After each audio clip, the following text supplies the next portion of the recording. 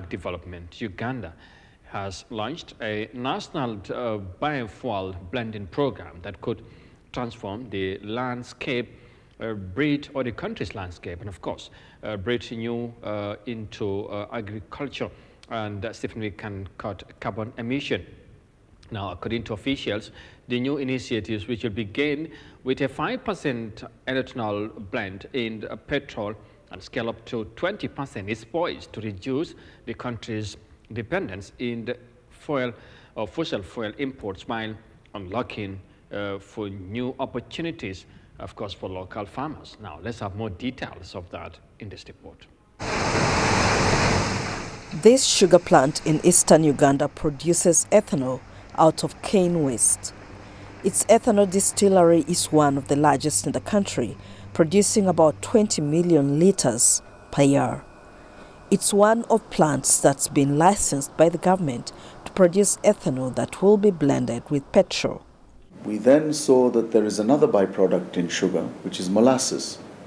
And we have now commissioned a state-of-the-art distillery, which actually produces ethanol and extra-neutral alcohol.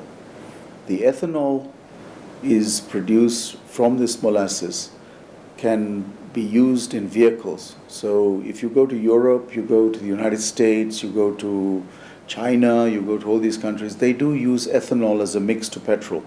It is again a renewable energy. Ethanol can significantly reduce greenhouse emissions by up to 50%. Apart from sugarcane, ethanol can also be produced from other crops like maize, millet or sorghum waste. It's one of the reasons Uganda is now using it as a clean energy raw material for its fuel products.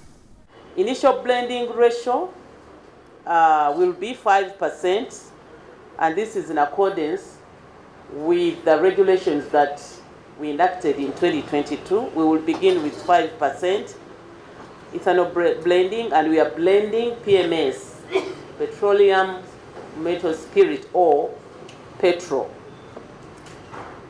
This first approach will increase up to 20%.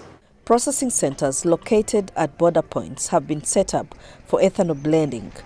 For now, Uganda imports all its fuel products, but that will stop when its oil production starts next year. Oil companies have been asked to embrace the new development and support the smooth rollout of the biofuel across the country.